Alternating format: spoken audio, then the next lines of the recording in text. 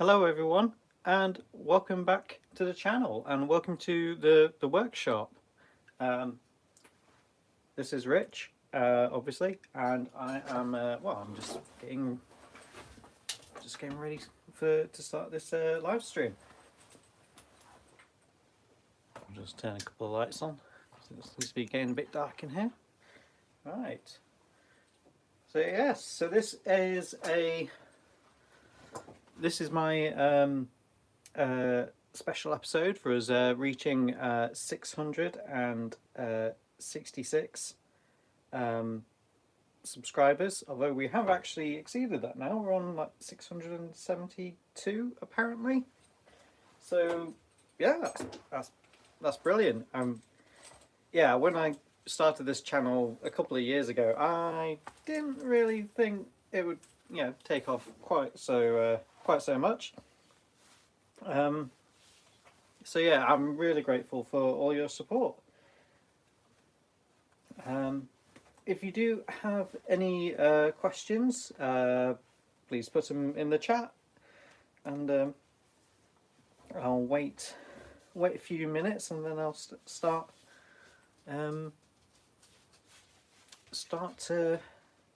answering questions. Let's have a look, see what's in the chat. So I'm just going to do a quick sound test.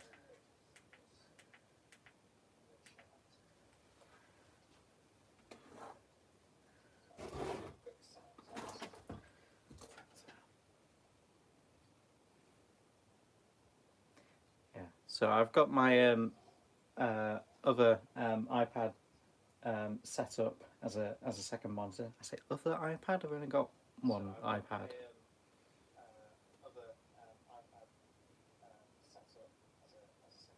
Yeah. So I'll turn that sound off now. So that seems to be going fine. I'll just close the door so the animals don't wander in while we're doing this.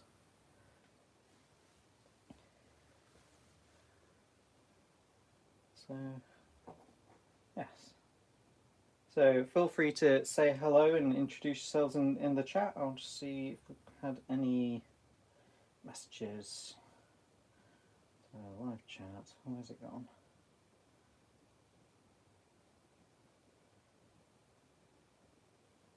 Alright, so we've had a question from SwingKid100. If funds/time were unlimited, would you invest in a really fine original vintage machine ready to enjoy, or would you fully restore something to your specifications? Ooh, well, I mean, really, if I had unlimited funds, I'd probably do both. I have mentioned this before, but I'm quite a short rider when it comes to like vintage bikes. I'm only 5'3", and my inside leg is like 27 inches, which, when like most like rally roadsters are produced either with like a 23 or a 21-inch frame, it doesn't give me a lot of standover height, if you see what I mean.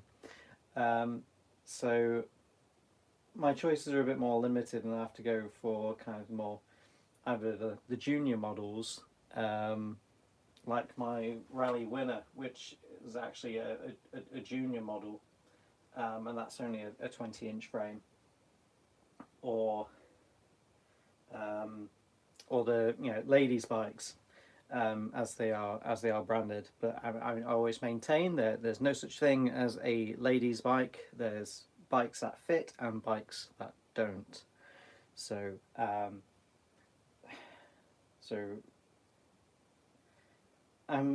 so yeah, to go back to the question, I think I do get more enjoyment from fixing things than maybe riding things.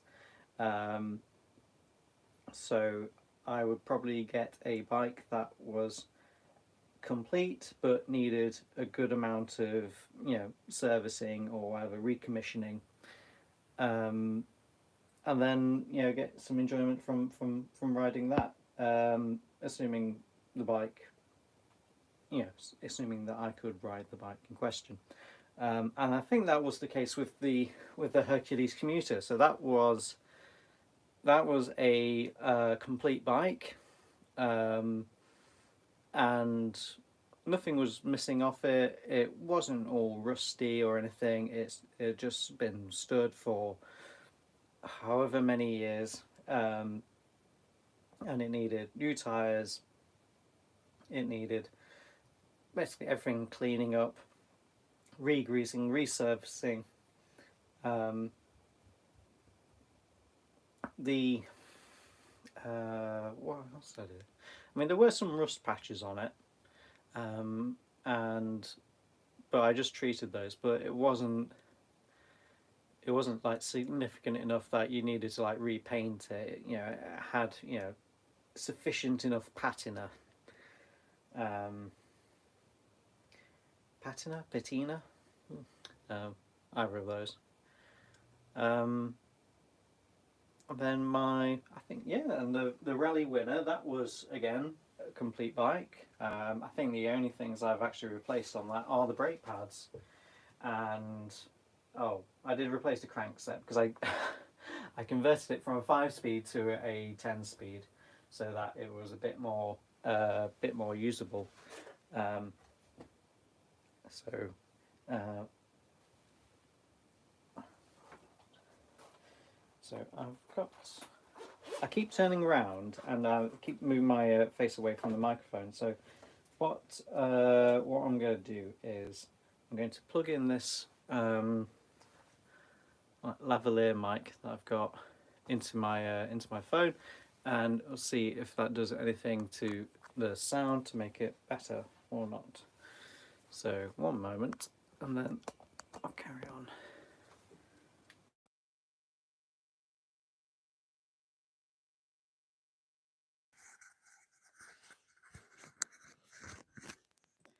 So I'll just turn the sound back up on my monitor. So let's see. Does that sound good? Hello, hello, hello. See, does that sound good? Hello. Well, I'm standing at the opposite end of the workshop.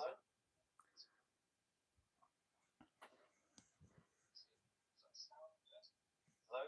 Well, I'm standing at the opposite end of the workshop. Right. Okay. So that's working fine. So yes.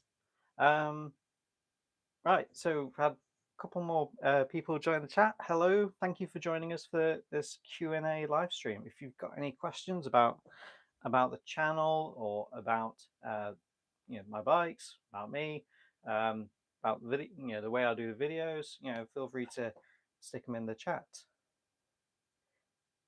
Yes, that echo was from me turning up the sound on my my iPad that I use for just monitoring the chat. So I've turned the volume down on that now. So let me know if it's still echoing. It shouldn't be. Oh, fabulous! Great. Yeah, I do have some like Bluetooth headphones that would probably work a bit better, but that would be on a delay and it will probably confuse me as to what's going on. So I'll stick with this for now. Yes. So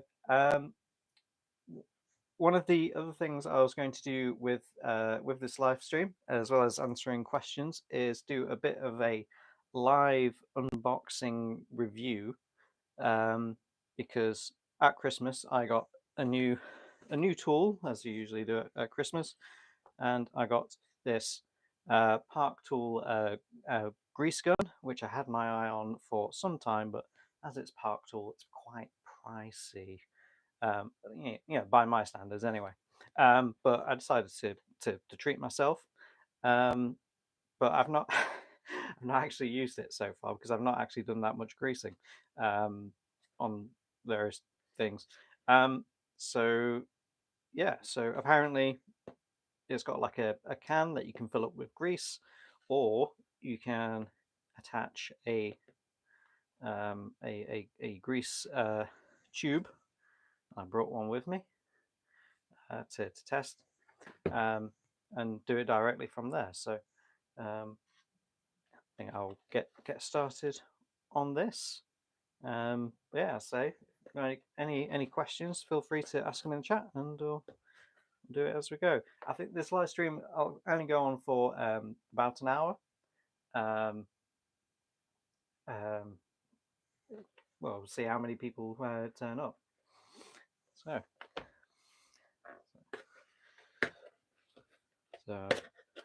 not opened this before, so there we go.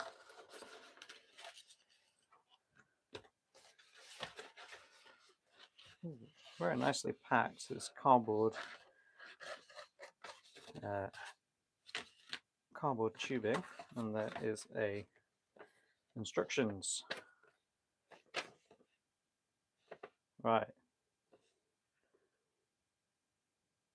So apparently you just screw the tube into the bottom if you want to use one of these. Or right, so you put the plate. Oh, let's have a look at this. Okay, that did not work. I'll move that. There we go. Alright, it is smaller than I thought it was going to be. I thought it would be a bit bigger. Oh. Oh dear, how do I get this out?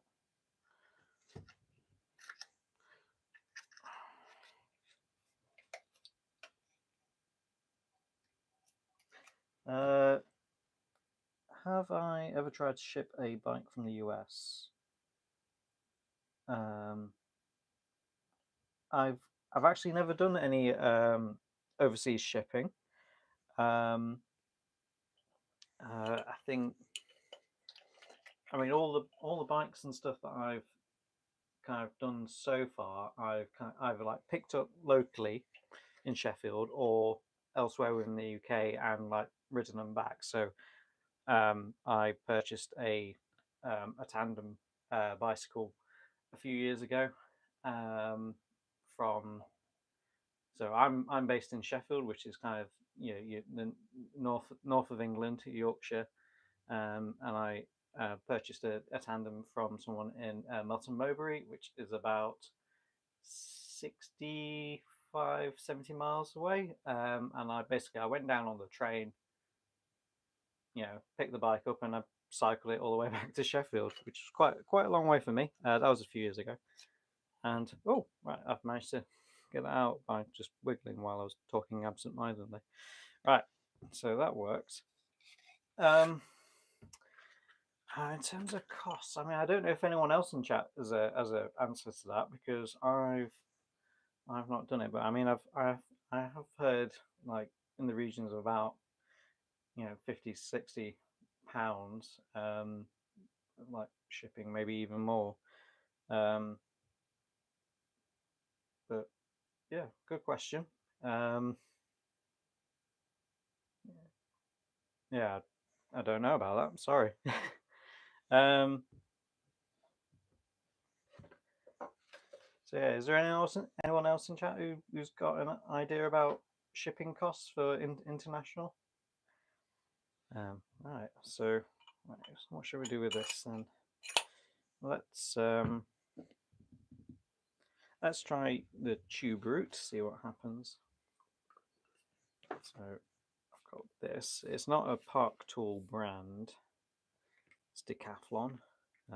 If you're in the US, Decathlon is a I don't know. It's one of those. It's a massive kind of generic sports retailer in Europe, and I think it's a French brand, but they've got stores all over the place, and they produce their own equipment for all sorts of like sports and things. So think of a sport, they've probably got it. Right, does this screw in? It is not screwing in. So let's have a look at that thread.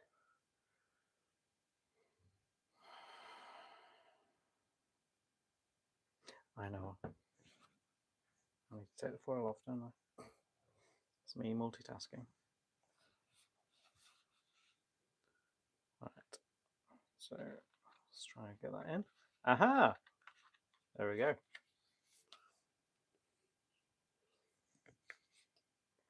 Yes. So then, what's the instructions say? Twist it on and give it a good squeeze, I guess, but not too much of a squeeze, I think is the way to interpret that. Where it's a bit squeezed, but not too squeezed. So I'll give it.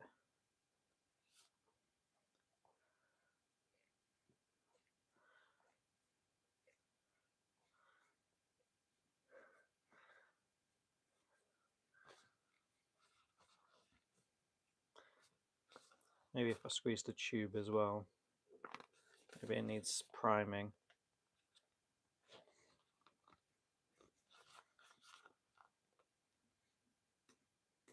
Oh. Aha! Oh, wow. Okay, so here's something I'm prepared earlier. So if I... There we go.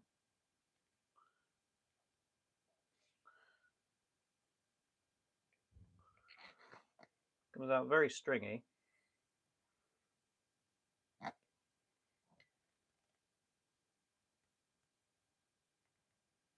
But yeah, that's quite good. Yeah, lots of control. Oh yeah, it's coming out a bit thicker now.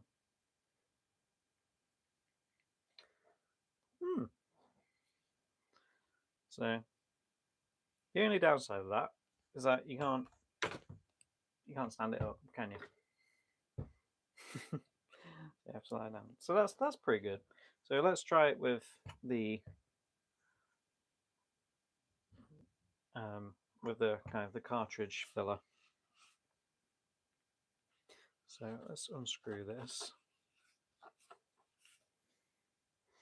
So that's pretty neat. Put that back on.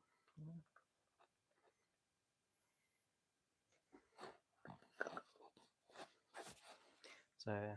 So I'm sure there's other grease guns available, but yeah, I've had my eye on this for ages. I think it was about £25 to £30. I think your local currency may vary. Right, so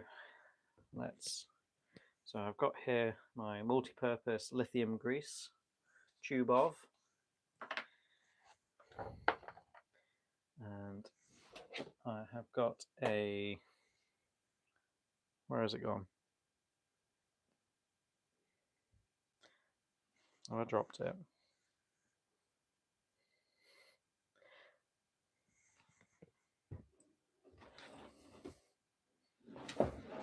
I had something to decant it with.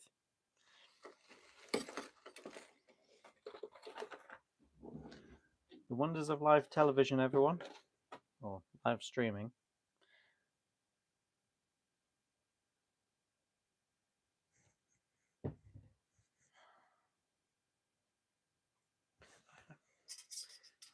Right.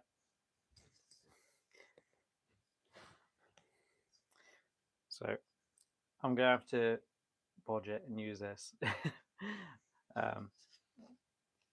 Just to kind of, there we go. So lithium grease. So oh.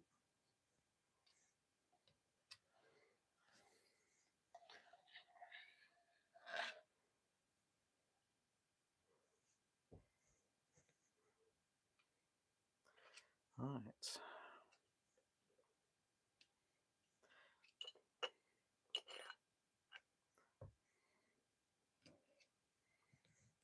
So it's about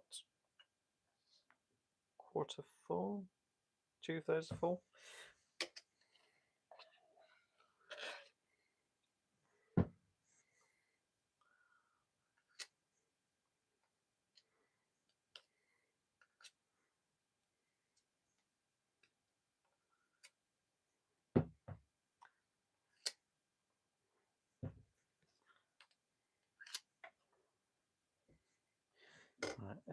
It's not actually going down. There we go.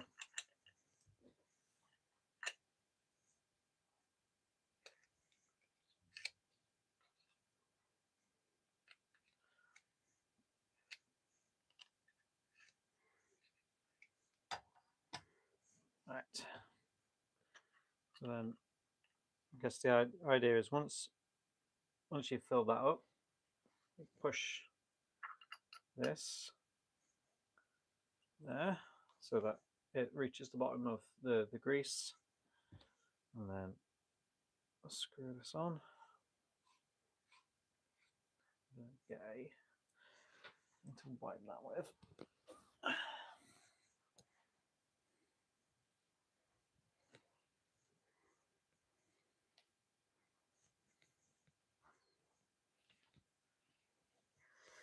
Right.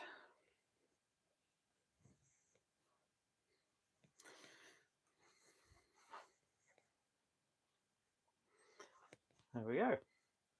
So then push. So this goes up as you use up the grease. So push that as far as it goes, and then get pumping this. So if this works, it should start pumping out different coloured grease.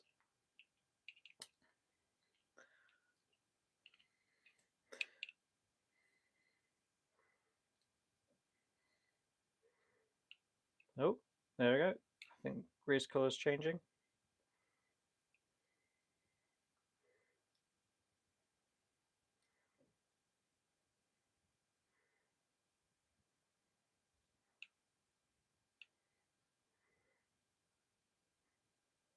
There we go. I think that's pretty neat, that. So I'll save that grease for later.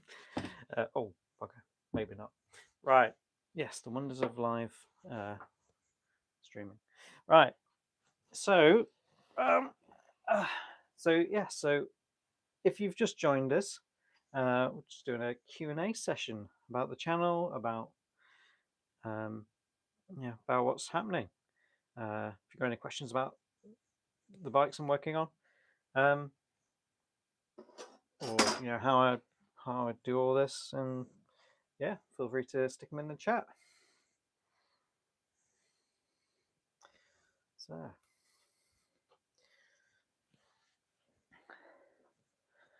yeah, so I think that's quite a neat tool. It's very fits in my hand quite well, and I have small hands, so as for reference, I have glove size small, and this fits very well. So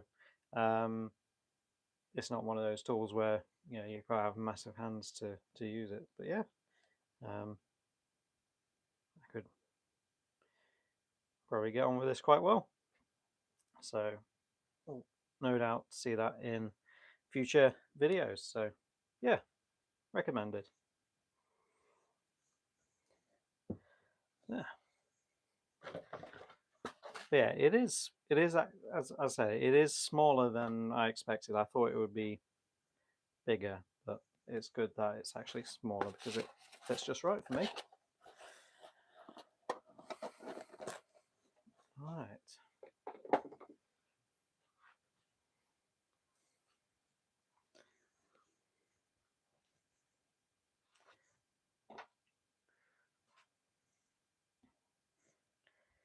So, who fancies a tour of the workshop? So, not had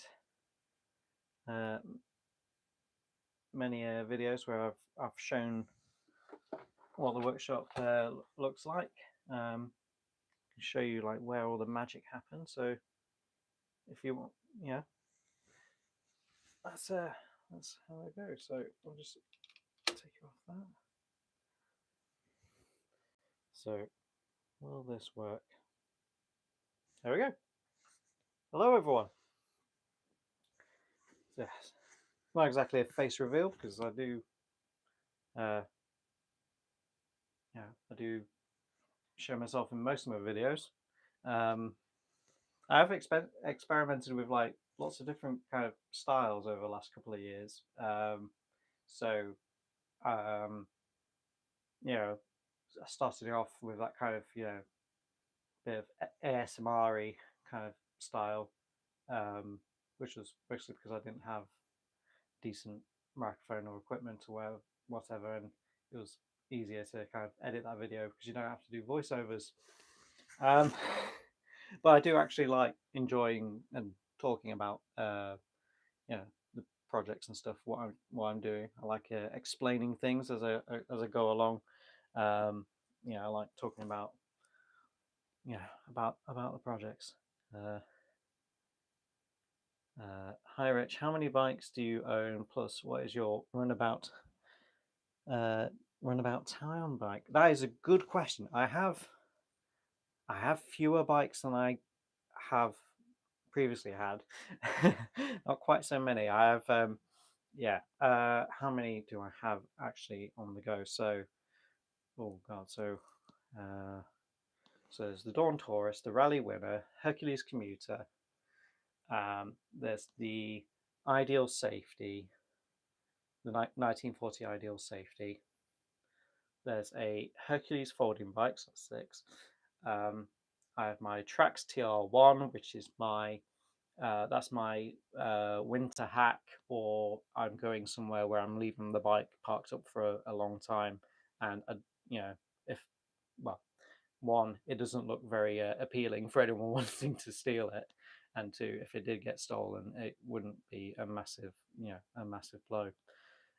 So that's seven. Then there's the Rally Pioneer, which is my my daily, as it were. Um, uh, I've I use that to when I need to cycle to work.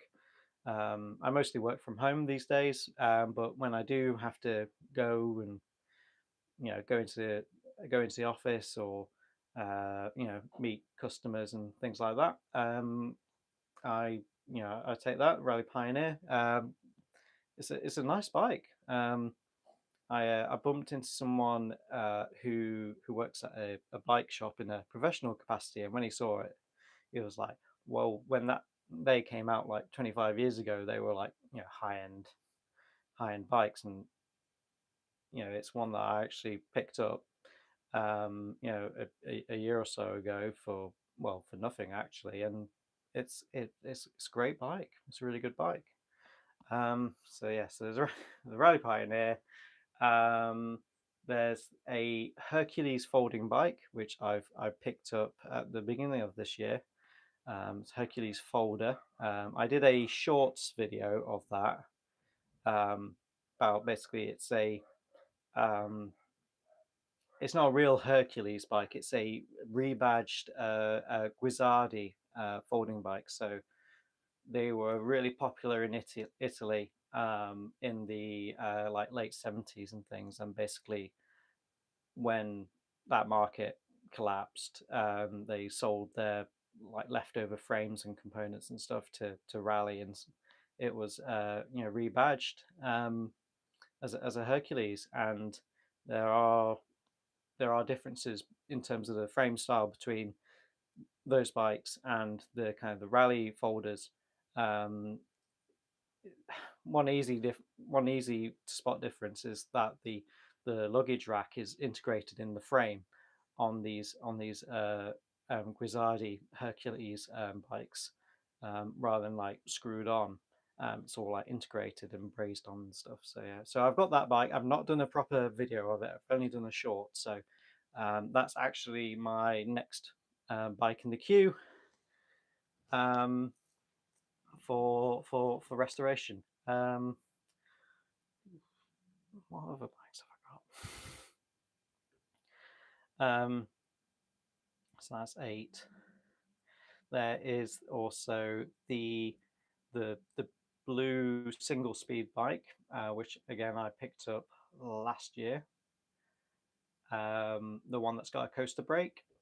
So that was So it's another rally bike from 1950, but it had been fitted with uh, a with a coaster brake instead of 3-speed hub. Um, it belonged to a guy who, so it was a British soldier who met his wife in Germany, or met someone who would become his wife in Germany. She came over, and he basically made up this kind of, it's like a Bitzer bike. It looked like it used to be like a Rally Trent, I think, um, but it gave it like a coaster brake, which is more commonly found in Europe than it is in the UK.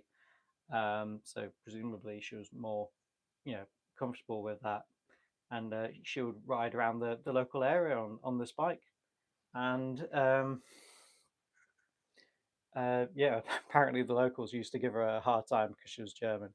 Apparently, so I'm told. Um, yeah, and I picked that bike up because the owner died, and his daughter was throwing it out, and a friend of hers rescued it and basically gave it to me for free. Um, so that's in the queue as well. So yeah, but I might do that after the Hercules because it's the same size as the Dawn Tourist, and the problem with the Dawn Tourist I mean that this is there we go. There's the Dawn Tourist. You've probably seen quite a few videos of that.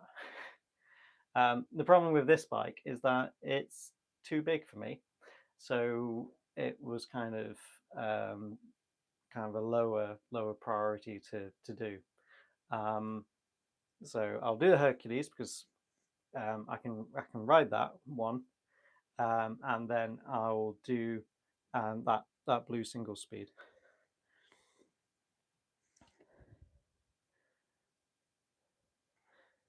Um, so what are the other bikes? So and then the final bike. I think so. So that was mine. So yeah, so the final bike I've got is the front suspension mountain bike, which I did last year. I can just about ride it. It's like a 21-inch one, um, but I am considering donating that because I didn't. Well, I picked it up for free. It was one that was left out for free to a good home, so I picked that up, restored it. But I don't really use it, so I will uh, probably donate that to our local bike shop that does collections for refugees or people who are unemployed and need a bike to get around. That's where a lot of my bikes end up that I've done because it's nice just to fix things up and give them away. So it's a question in chat. So if funds time were unlimited, would you invest in a vintage machine ready to enjoy, or would you prefer to restore something? Um, yes. So yes, I answered that, this one at the beginning of the chat, but um, at the beginning of the live stream. What I but basically what I kind of decided in the end is that I I would buy a bike, assuming I could find one that fitted me. Um, I would buy a bike that was complete but needed, a good service, a good overhaul, maybe a repaint or whatever. Um, because rather than something that was pristine, uh, because, unless it was something that was really good and really appealed to me. Um, because I enjoy fixing things. I enjoy taking things apart, making things you know work again. Not They don't have to be in perfect condition. It doesn't have to be like showroom condition to me, but I enjoy the process of renovating things. And if something doesn't work, I like tweaking it and or refurbishing it and making it work again. So that would be my kind of you know, my preference. You know, if money and stuff was no object, but of course, if money was no object, I would probably have as many bikes as I could. But no, but yes. Yeah. So this is a workshop. It is basically a converted outhouse. So it is a cupboard, and I have to share it with the boiler. So no, there's no problem, Swing Kid. Yeah, it was a good question. I think I actually made a better answer this time. So yeah, so I have to share with the boiler. So in some of the videos, you hear that kick in if someone decides to use a hot tap or something in the house. But you know, there's a compromise. But at least, yeah. So there is just about room in here for me to set up a bike stand and have a one of the smaller bikes on the stand. I can't get the Dawn Taurus on the stand in here because the front wheel interferes with the boiler, which is not a good idea. So yeah, so I've tried to deck this out with like tool racks and stuff just to make things a bit easier. Save rustling in the drawers. I'm gradually getting more and more signs. Oh, I've just set off the dog. Oh dear, she doesn't like she doesn't like tapping noises. Yes, I don't know if you're familiar with Keiko, my dog. Keiko, Keiko. Here she comes. Come on, Keiko. There we go. Hi. Say hello to the lovely people. Oop, I'll do that. There we go. Keiko. Oh, this will be easier. Hi. Hello. Good girl. Did I set you off? Here's a good girl. Yeah, don't. Yeah. Yes. Yes, you're a good girl, aren't you? You like watching me do the sort the bikes out. What's that?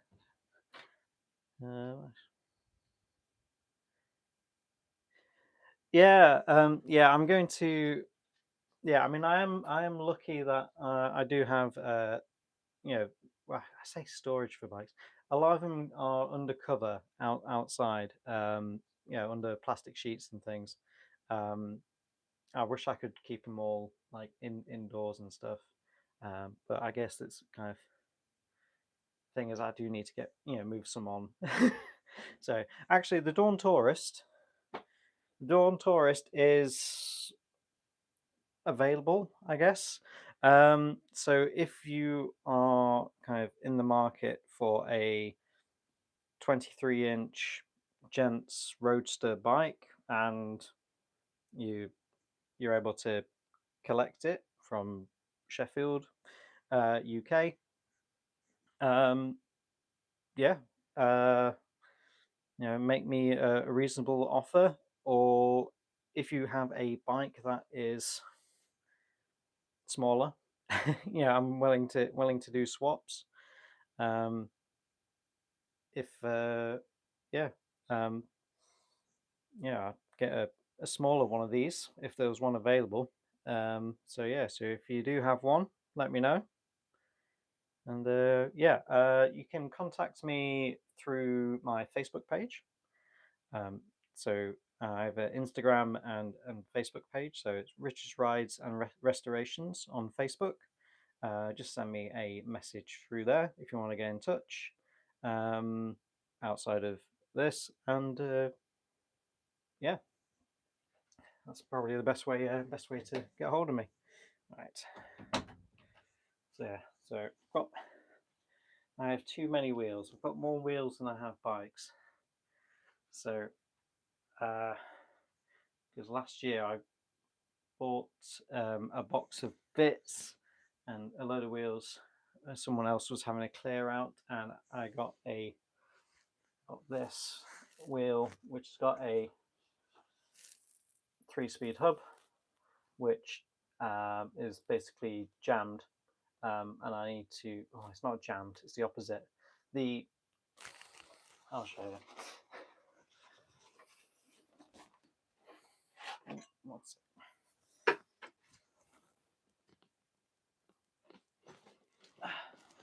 so? This is probably a winter project for me.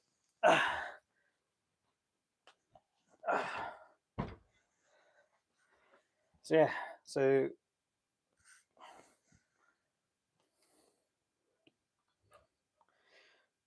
this it's an AW hub from what the year is it? It's from '78, I think, if I recall correctly. Yeah, so yeah, it's just a 3-speed hub. Needs a new chain, but it just spins in both directions. So who knows what is going off in there? It could be in the toggle chain. Doesn't seem to move.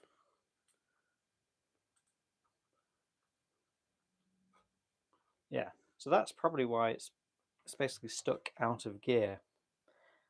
So that should be kind of interesting. It should be a little quick, interesting project, hopefully, to basically take this apart and get it working again. I suspect the shaft inside is stuck in the outer gear, or the poles are not engaging properly. So yeah, that'll be fun. And I have not one but 2 4-speed hub wheels. Oh god, come on. From I think they're from 1950, and they're both on stainless steel rims, which is nice. I can't get it out. 1 minute.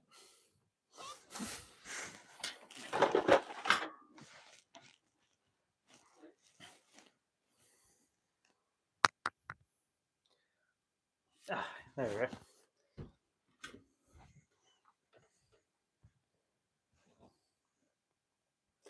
Yes, so it's a 4-speed hub from FG dynamo hub from 1951. Just, can you see? Come on, where is it? There we go.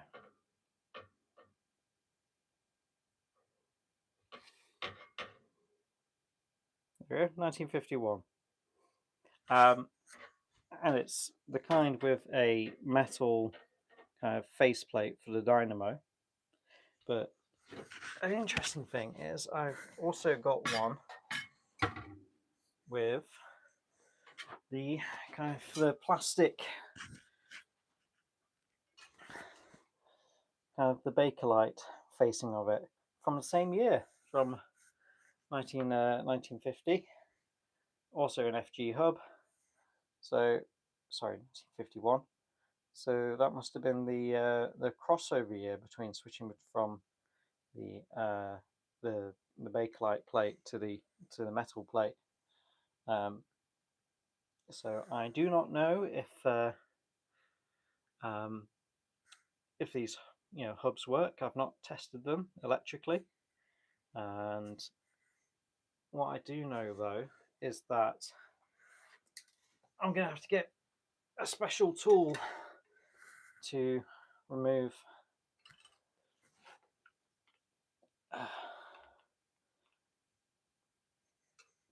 this cog. Oh, yeah, and that's that's clearly stuck. Oh, there we go. Yeah. So if you see, it's not got a clip on the sprocket. So normally there's like a clip that you ping up and it comes off. So I've heard there's a special tool you have to put on to take these off, but I'll have to do some research and find out how to do that. Unless there's someone in chat who knows how do you remove these, and can I get the tool for that from anywhere, because it is very yeah,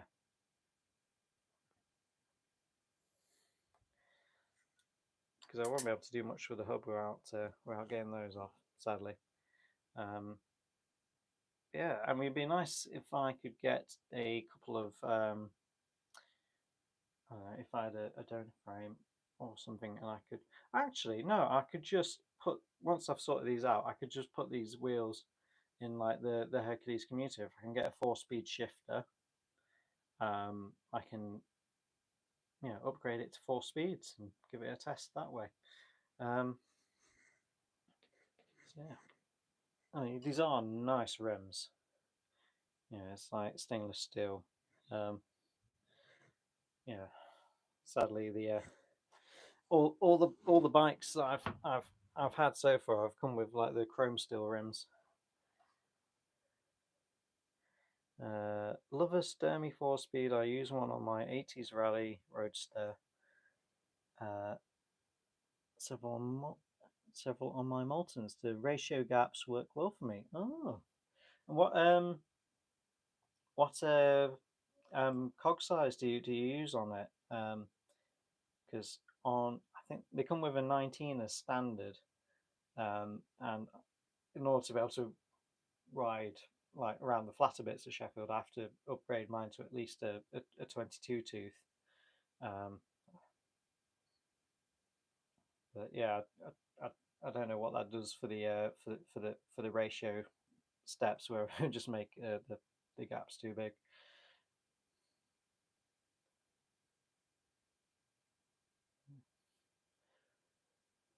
Um, so yeah, so that's kind of the, the, the workshop.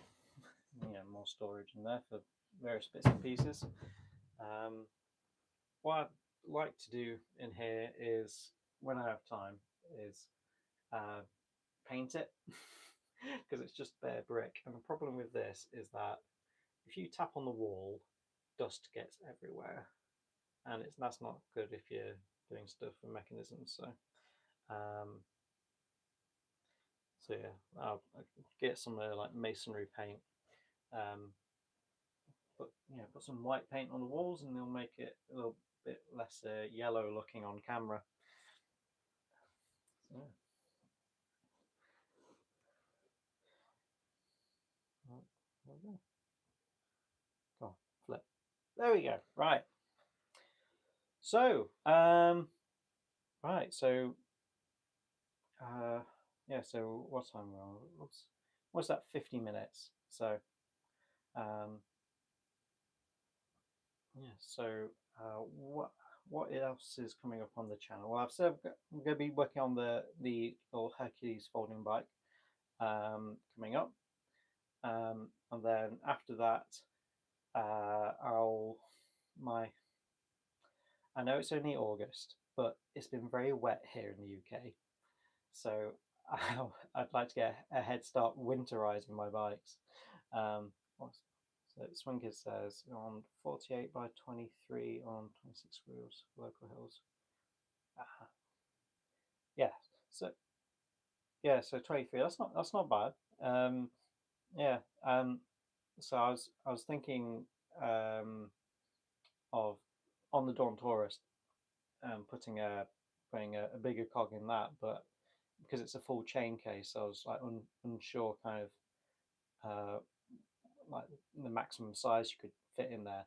Um, so I've swapped my rear cog on my Traffic Master for a 22 tooth.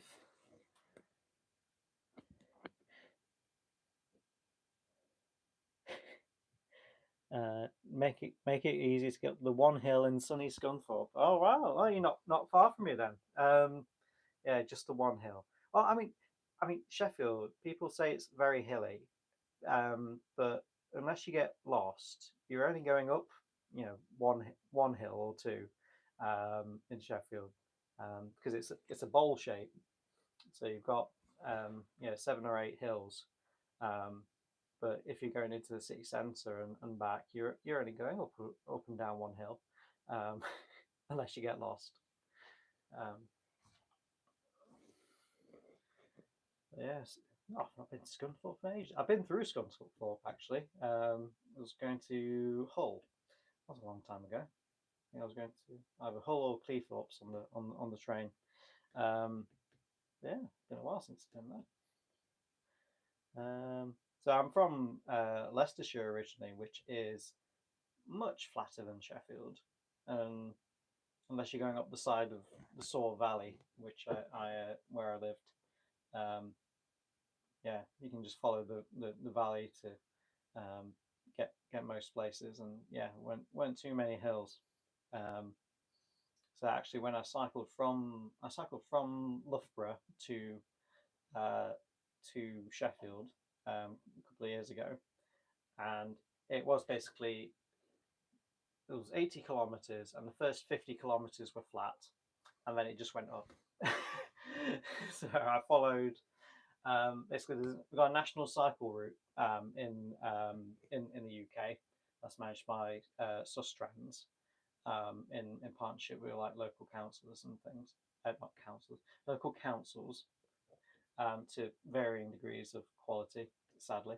Um, and basically, I was able to follow one of these routes that followed a canal from Long Eaton, which is near Loughborough in the East Midlands, all the way up to Ilkeston, which is Nottinghamshire, I think, and then across to Alfreton, um, on the road, and then uh, went from Alfreton to Chesterfield, and then back on the canal at Chesterfield to Sheffield, and then up a massive hill to get into Sheffield.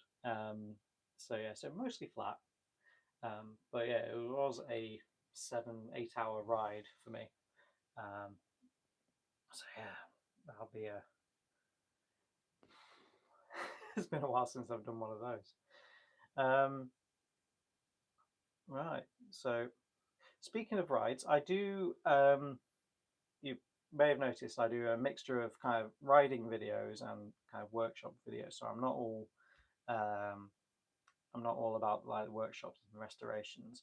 Um, do people like the riding videos? I mean, I enjoy making them because I enjoy riding my bike and filming stuff where I go and that. But I noticed they don't get too many views and things. So, um, but yeah, I still plan on putting them out. But yeah, I mean, are there any particular things you'd like me to film? Because a lot of my filming tends to be kind of on these big organized like mass cycle rides that happen in Sheffield each month, where a couple of hundred people meet in the city centre, and we go to one of the different parks around the city, and a mixture of a route. And it takes a couple of hours, go the long way around a few times to get places. Um, but so yeah, I enjoyed doing those kind of rides because it's nice to be out with a couple of hundred other people. Oh, thank you, Bog Body. I'm glad someone likes them. Um, yeah, so so I've actually got one from June that I've not posted yet. I think June, July. Yeah, one from July that I've not posted it yet because they happen on the third Sunday of each month. So I mean, it takes me a couple of 2 or 3 weeks to get around to editing things because I have a job. I've got family commitments and what have you, and so it does. Sadly, there is a bit of a queue in terms of editing time and getting things up. But yeah, if I don't have time to do like a full video, I'll sometimes just produce shorts, um, like short videos, or like I have like highlights from a ride or from an event.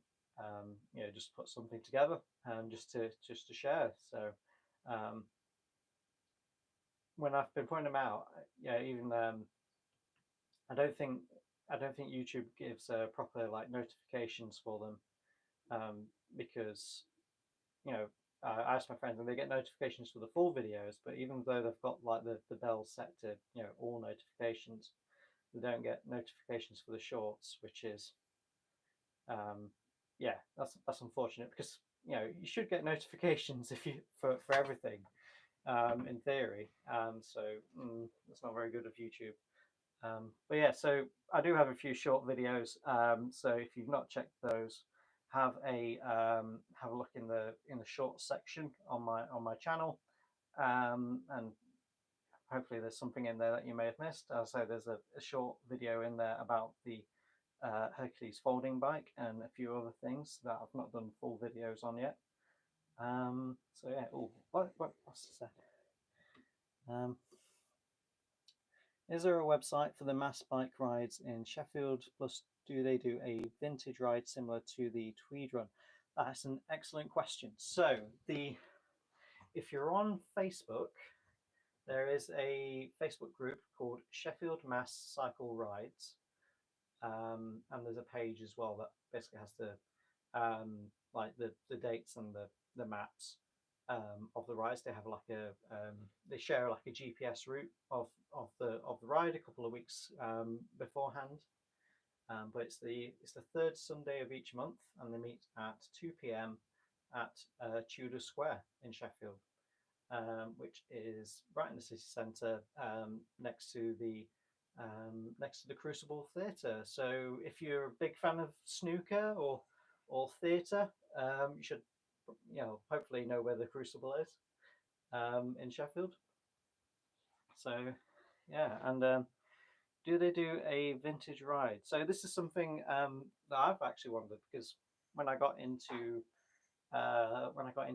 riding, vintage bikes, I looked up like the Tweed Run and other things. So if you're not familiar with it, the Tweed Run is an event that happens in Liverpool, I think, and Manchester, where they get people with old bikes. You dress up in kind of vintage clothing. Hence the name, the Tweed Run, and you ride old bikes. From like the 40s, 30s, 50s, 60s, and so forth. I have wondered if they do an event like that in Sheffield, and I don't think there is. But I would, if you guys are up for it, I'd be willing to to come out and do something like that. We've got lots of, I mean, with Sheffield's hills, 3 speeds can struggle a bit. But there's plenty of actually flatter areas in Sheffield. So when you get to the top of the hills, they're actually quite flat. um, so around me, there's like a couple of large parks. So there's a video on my channel of Graves Park, which is the largest park in Sheffield, and quite possibly quite large compared to a lot of cities in the UK. And that's not too hilly. I rode the Hercules commuter around that in a ride video, and yeah, 3 speeds with a bigger car on the back, and yeah, it was doable. So yeah, yeah, I'm certainly game for a vintage bike meetup if anyone wants to organise one, or yeah, yeah. So yeah. So what time are we on? So we're on. So just hit an hour. So I told my wife I wouldn't be going too much longer than an hour. So yeah, I did one of these live streams once, and it was like 4 hours long. It just like lost track of time. Yeah, yeah, it is fun. Um, yeah, I think we might wrap this up here for now. I mean, I was thinking of doing something like this more regularly, like on a monthly or a bi-monthly basis. Every 2 months. Um, just kind of a Q&A catch up. Bit of a natter in the workshop. Um, yeah, let me know if that's something that you'd be you'd enjoy. Um, so yeah, it's nice just to talk about bikes really. Yeah, I'll give it a couple of minutes. So if you've got any more questions, I'll let them come in. I've not shown you the rally winner. Let me do that. Come on, there we go. Right. So yes, rally winner. So it's been a while since I've ridden this. I think the last video I did on this was when I changed the brake pads, and actually since then I've not ridden it for one reason or another. Yeah, so thank you, Clifford. So this one, yeah, so I picked this bike up for the princely sum of £10 back in 2019. So yeah, before lockdown and when pricing got all silly. And yeah, it was the second bike I'd restored. I picked up this and a vintage like Peugeot road bike. It was a Peugeot Leader Sprint 24. So it was a youth model, but really nice. And I restored that, and I restored this at the same time, and I kept this because it was slightly larger frame and it fitted me better. But yeah, but it's a nice bike, and it really does deserve to be ridden a bit more. So um, maybe I'll take it on one of these mass bike rides. Actually, that would be a good outing for it. Yeah, I'll try that. But yeah, down tube shifters. So and yeah, yeah, yeah, your suicide handles. It's got the pulling up bit there.